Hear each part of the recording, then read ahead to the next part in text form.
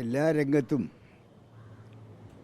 വിദ്വേഷവും പകയും വർദ്ധിച്ചു വരുന്ന കേരള സമൂഹത്തിൽ, കേരളത്തിലെ രാഷ്ട്രീയത്തിൽ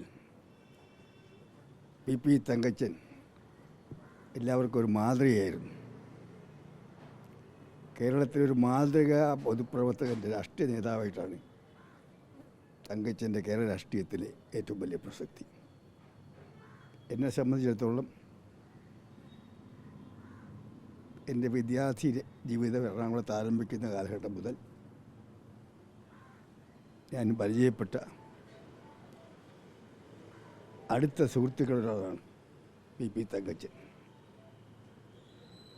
TH മുസ്തഫ, പി തങ്കച്ചൻ ഇവർ ഇരട്ട സഹോദരന്മാരെ പോലെ പ്രവർത്തിക്കുന്നൊരു കാലഘട്ടത്തിലാണ് ഞാൻ അവരുമായി പരിചയപ്പെട്ടത്. അതിനുശേഷം പെരുമ്പാവൂർ രാഷ്ട്രീയത്തിൽ TH Mustafa, P Thankachan, KGR Kartha, ഈ ത്രിമൂർത്തികളാണ് പെരുമ്പാവൂരും പരിസരത്തുള്ള കോൺഗ്രസ് രാഷ്ട്രീയം മാത്രമല്ല രാഷ്ട്രീയം നിയന്ത്രിക്കുന്നു. അന്ന് മുതലുള്ള ബന്ധമാണ്.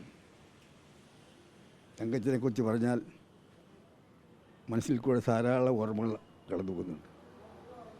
കഴിഞ്ഞ 60-ലേറെ വർഷങ്ങളായി ഞങ്ങൾ മാസത്തിലൊരിക്കലെങ്കിലും സംസാരിക്കാറുണ്ടായിരുന്നു. കഴിഞ്ഞ 3 ആഴ്ച മുമ്പും അദ്ദേഹം അവസാനമായി ആശുപത്രിയിലേക്ക് പോകുന്നതിൻ്റെ തലേ ദിവസവും ഞാൻ അദ്ദേഹത്തോട് കുറച്ച് ദീർഘമായി സംസാരിച്ചു. എൻ്റെ ആദ്യകാല സുഹൃത്തുക്കളിൽ ഓരോരുത്തരായി നഷ്ടപ്പെട്ടുകൊണ്ടിരിക്കുകയാണ്. അവൾ ഏറ്റവും വലിയൊരു അടുത്ത ആത്മ സുഹൃത്താണ് തങ്കച്ചൻ ഇന്ന് വേർപെട്ടത്. ഇന്ത്യൻ നാഷണൽ കോൺഗ്രസ്സിന്, യൂത്ത് കോൺഗ്രസ്സിന് എറണാകുളം ജില്ലയിൽ അടിത്തട്ടിൽ വേരോട്ടമുണ്ടാക്കാൻ വേണ്ടി TH മുസ്തഫയ്ക്കൊപ്പം തോളോട് തോൾ പ്രവർത്തിച്ച ഒരു നേതാവാണ് പി തങ്കച്ചൻ. അതിനുശേഷം അദ്ദേഹം എറണാകുളം DCCയുടെ പ്രസിഡൻ്റായി, MLA ആയി. ഒരു ഘട്ടത്തിൽ അദ്ദേഹം, ഞാൻ 2ാമത് മുഖ്യമന്ത്രിയായിരുന്ന അവസരത്തിൽ എൻ്റെ മന്ത്രിസഭയിലെ കൃഷി വകുപ്പ് മന്ത്രിയായിരുന്നു. കാർഷിക മേഖലയിൽ ഒരുപാട് പ്രശ്നങ്ങൾ കൃഷിക്കാർ നേരിട്ടിരുന്ന കാലഘട്ടത്തിലാണ് തങ്കച്ചൻ കൃഷിമന്ത്രിയായി ചാർജ് എടുത്തത്. പക്ഷേ അദ്ദേഹം ആ പ്രശ്നങ്ങൾ ഓരോന്നും ആഴത്തിൽ പഠിച്ച് കൃഷിക്കാരുമായി സംസാരിച്ച് കേരളത്തിലെ വിവിധ കാർഷിക മേഖലയിലെ പ്രശ്നങ്ങൾക്ക് സാമാന്യമൊക്കെ പരിഹാരമുണ്ടാക്കുവാൻ വിജയിച്ച കേരളം കണ്ട ഏറ്റവും നല്ല കൃഷിമന്ത്രിയിൽ അവരുടെ മുൻപന്തിയിലാണ് പി തങ്കച്ചൻ. 2ാമത്തെ പ്രാവശ്യം മുഖ്യമന്ത്രിയായത് ഒരു പ്രത്യേക സാഹചര്യത്തിലാണ്. അത് കോൺഗ്രസിൽ മുറിവുകളുണ്ടാക്കി, കേരള രാഷ്ട്രീയത്തിൽ സംഘർഷമുണ്ടാക്കി. ആ കാലഘട്ടത്തിലാണ് തങ്കച്ചൻ്റെ മന്ത്രിസഭയിൽ കൃഷിമന്ത്രിയായത്.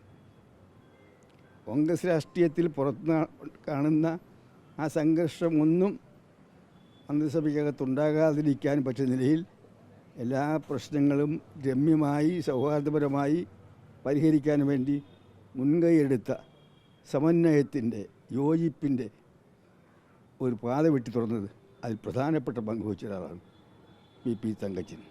അതിനുശേഷം കേരള നിയമസഭയിലെ സ്പീക്കറായി.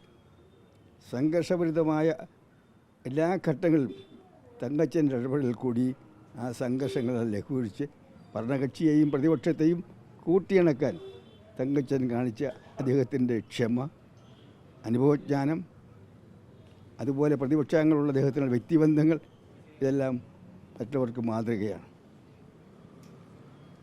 ഇന്ന് ഇന്ത്യക്ക് മാതൃകയാണ് നെടുമ്പാശ്ശേരി എയർപോർട്ട്. ബഹുമാനായ ശ്രീ K കരുണാകരനാണ് അതിൻ്റെ സൃഷ്ടാവ്. പക്ഷേ K കരുണാകരനോടൊപ്പം ഇന്ന് നെടുമ്പാശ്ശേരി എയർപോർട്ട് യാഥാർത്ഥ്യമാക്കാൻ വേണ്ടി പ്രവർത്തിച്ച 2 വ്യക്തികൾ പി തങ്കച്ചനും അതുപോലെ തന്നെ TM ജേക്കബുമാണ്. അവിടെ സ്ഥലമെടുപ്പിന് പേരിൽ അവരെല്ലാം നേരിട്ട ആരോപണങ്ങൾ, ആക്ഷേപങ്ങൾ, വ്യക്തിഹത്യകൾ നിരവധിയാണ്. പക്ഷേ പതറാതെ K കരുണാകരൻ്റെ സ്വപ്നം യാഥാർത്ഥ്യമാക്കുവാൻ അദ്ദേഹത്തിൻ്റെ ഇടവും വലവും നിന്ന് പ്രവർത്തിച്ച സുഹൃത്തുക്കളാണ് പി തങ്കച്ചനും അതുപോലെ തന്നെ നമ്മുടെ ടി.എം. ജേക്കബ്. അദ്ദേഹത്തിന് കോൺഗ്രസ് രാഷ്ട്രീയത്തിൽ ഗ്രൂപ്പ് കത്തിക്കാളുന്ന അവസരത്തിൽ ഗ്രൂപ്പുണ്ടായിരുന്നു. അത് ഗ്രൂപ്പിൽ അദ്ദേഹം ഒരു ഗ്രൂപ്പിൻ്റെ ഭാഗമായിരുന്നു. പക്ഷേ കേരളത്തിലെ കോൺഗ്രസിലെ എല്ലാ ഗ്രൂപ്പുകാരും ഒരുപോലെ ആദരിച്ചിരുന്ന ഒരു നേതാവാണ് അദ്ദേഹം. അദ്ദേഹം അടിയുറച്ചൊരു മതവിശ്വാസിയാണ്. പക്ഷേ എല്ലാ മതവിശ്വാസികൾക്കും അദ്ദേഹം സ്വീകാര്യനായിരുന്നു. എല്ലാ രാഷ്ട്രീയ പാർട്ടികൾക്കും ഒരു സ്വീകാര്യനായിരുന്നു. കാരണം അദ്ദേഹത്തിൻ്റെ പ്രത്യേകത രാഷ്ട്രീയത്തിലെ മതത്തിലെ നിലപാടുകൾക്കപ്പുറം ഊഷ്മളമായ വ്യക്തിബന്ധം, സൗഹൃദം കാത്തുസൂക്ഷിക്കാൻ തങ്കച്ചൻ പ്രത്യേകം കാത്തുസൂക്ഷിച്ചു. തങ്കച്ചൻ ഓർക്കുമ്പോൾ ഞാൻ പ്രത്യേകം ഓർക്കുന്നത് അദ്ദേഹം സൗഹൃദത്തിൻ്റെ ആളാണ്, വ്യക്തിബന്ധത്തിൻ്റെ ആളാണ്, കൂട്ടായ്മയുടെ ആളാണ്. പ്രശ്നങ്ങൾ വഷളാക്കുന്ന ആളല്ല, പ്രശ്നങ്ങൾ പരിഹരിക്കുന്ന ആളാണ്. അദ്ദേഹപോലുള്ള നേതാക്കന്മാർ കേരള രാഷ്ട്രീയത്തിൽ നഷ്ടപ്പെട്ടുകൊണ്ടിരിക്കുകയാണ്.